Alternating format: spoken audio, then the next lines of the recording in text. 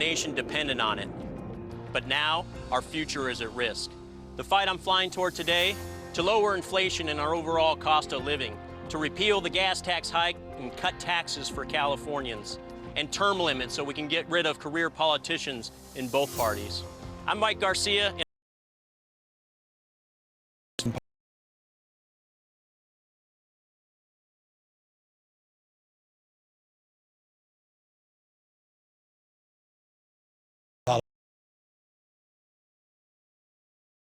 Vanishing. Women are under attack. But this reproductive rights in the California Constitution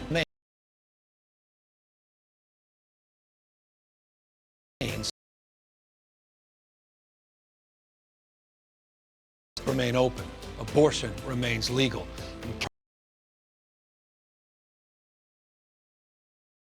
Prop 1.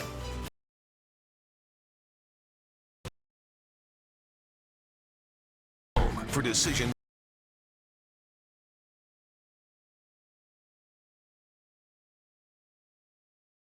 NBC4 News at 4 starts with breaking news. And that breaking news, there is a verdict in the sexual misconduct trial involving a former UCLA gynecologist. Thanks for joining us, everyone. I'm Carolyn Johnson. And I'm Michael Brownlee. That verdict hasn't been read just yet, but let's get right to NBC4's Ted Chen, live outside the courtroom where it could happen any moment now. Ted.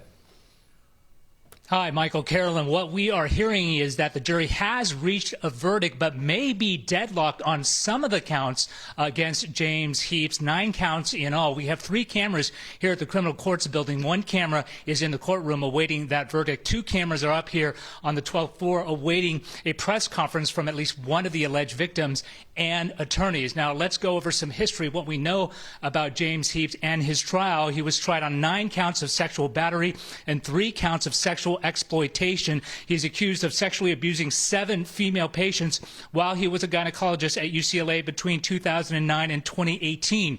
The prosecution says Heaps capitalized on the vulnerability of his patients by using procedures that turned sexual. The defense argued his examinations were, quote, appropriate and for a medical purpose. Heaps was a gynecologist-oncologist affiliated with UCLA for nearly 35 years and had treated some 6,000 patients. More than 500 lawsuits were filed against him and UCLA.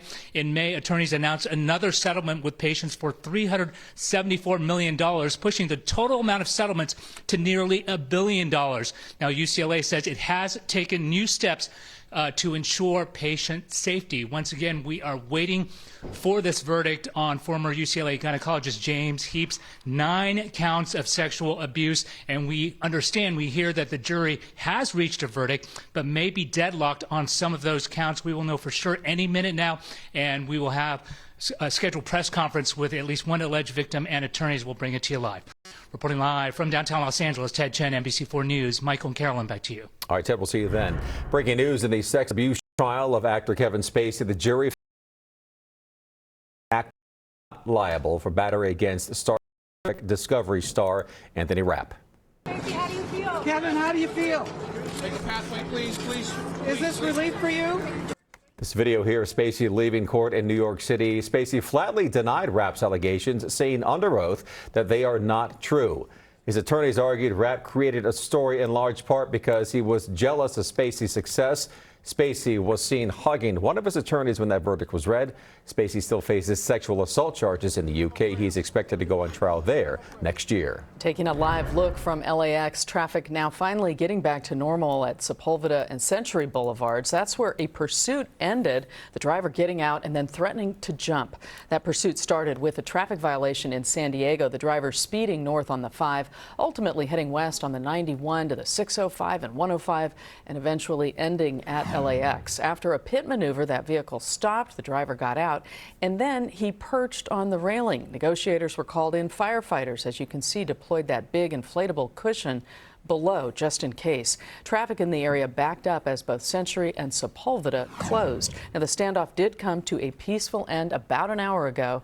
The man is now in custody and the roads are now back open. All right, new information here this afternoon in the racist remarks scandal rocking LA City Hall. Today is day 2 in the Kevin De Leon redemption tour, and once again the embattled council member speaking to an audience he believes is fundamental to keeping his seat.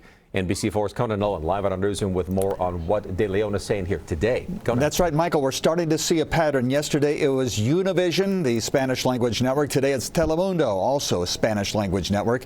And although he did speak to one English channel yesterday, it appears that Kevin De Leon is reaching out to the working class community of his district, that is Boyle Heights as well as El Sereno, Highland Park, as he tries to stay in office.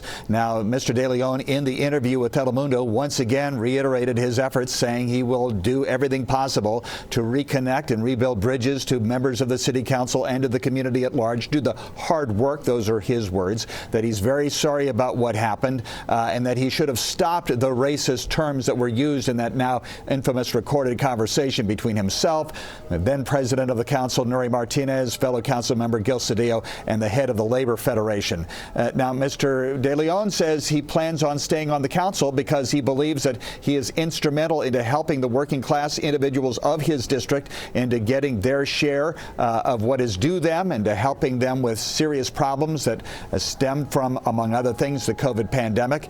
We talked momentarily with the new president of the Los Angeles City Council, Paul Krikorian.